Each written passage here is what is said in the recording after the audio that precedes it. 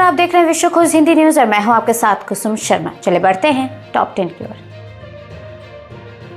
मौसम विभाग ने राजस्थान और गुजरात में 8 सितंबर को भारी से भारी बारिश होने की चेतावनी के साथ रेड अलर्ट किया जारी। अन्य राज्यों जैसे पश्चिम बंगाल, उड़ीसा, असम, मेघालय और मध्य प्रदेश में भी आने वाले दिनों में भारी बारिश की जताई संभावना।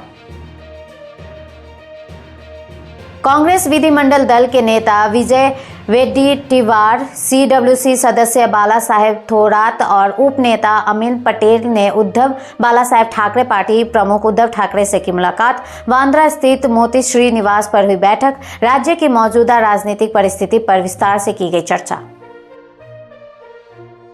बिहार विधानसभा चुनाव से पहले नीतीश कुमार सरकार ने आंगनबाड़ी सेविकाओं और सहायिकाओं का मानदेय बढ़ाने का किया ऐलान। सेविकाओं का मानदेय 7,000 से बढ़कर 9,000 और सहायिकाओं का 4,000 से बढ़कर 4,500 किया गया। ये कदम बच्चों और गर्भवती महिलाओं के पोषण में सुधार के प्रयासों का बताया गया हिस्सा।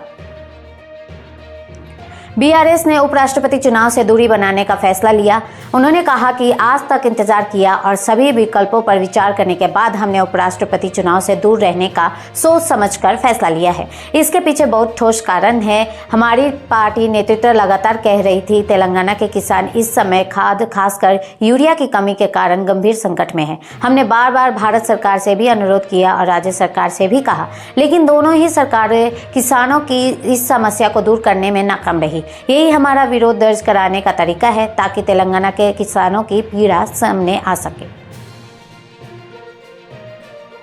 जम्मू के आरएसपुरा सेक्टर में अंतर्राष्ट्रीय सीमा पर एक पाकिस्तानी घुसपैठियों को किया गिरफ्तार। अधिकारियों ने बताया चौकी पर तैनात सीमा सुरक्षा बल के जवानों ने रविवार रात 9:20 पर घुसपैठिए को देखा, जिसकी पहचान पाकिस्तान के पंजाब प्रांत के सरगोधा निवासी सिराज खान के रूप में की गई। उन्होंने बताया कि जवानों ने घुसपैठियों को ललकारने के बाद गोलियां चलाई, जिसके बाद उसे सीमा पर गिरफ्तार कर लिया गया। मणिपुर के एंगनोपाल और थौबल जिले में कई प्रतिबंधित संगठनों से जुड़े 6 उग्रवादी गिरफ्तार। पुलिस ने दी ये जानकारी। पुलिस ने एक बयान में कहा, People's Liberation Army, United National Liberation Front के और कंगलीपा कम्युनिस्ट पार्टी के 4 उग्रवादियों को रविवार को टेंगनौपाल जिले के चोरजांग में किया गया गिरफ्तार।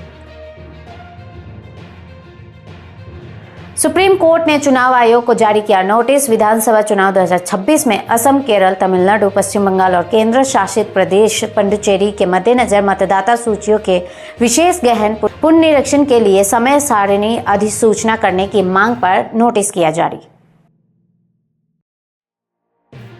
पश्चिम बंगाल में बीएसएफ दक्षिण बंगाल फ्रंटियर की 194वीं बटालियन के जवानों ने नदिया जिले के सुंदर सीमा चौकी के पास एक भारतीय तस्कर को किया गिरफ्तार। गुप्त सूचना के आधार पर बीएसएफ कर्मियों ने संदिग्ध को रोका और उसकी कमर में छिपाए गए 5 करोड़ रुपए से अधिक के 35 सोने के बिस्किट किए बरामद। काठमांडू में जेनजी विरोध प्रदर्शन में पुलिस गोलीबारी में 17 तक पहुंची मरने वालों की संख्या। अस्पताल ने की पुष्टि। सिर्फ ट्रॉमा सेंटर में 6 और एवरेस्ट हॉस्पिटल में 5 लोगों की मौत। अस्पताल प्रशासन ने बताया कि इलाज के लिए सिविल अस्पताल ले जाए गए 3 प्रदर्शनकारियों की भी हुई मौत। इजराइल के विदेश मंत्रालय के महानिदेशक ईडन बारताल कहते हैं, भारत और इजराइल अवसरों और खतरे के बारे में एक ही दृष्टिकोण साझा करते हैं। हम कट्टरपंथियों के बीच एक समान विषय और इस तथ्य को देख सकते हैं कि वे हिंसा के माध्यम से खुद को व्यक्त करते हैं। भारत के साथ हमने जो घनिष्ठ सहयोग स्थापना किया है और ऐतिहासिक रूप से जो उच्च सम्मान प्राप्त है, हम दुनिया को दिखा सकते हैं कि कोई समाज में कितना समानता हो सकती है।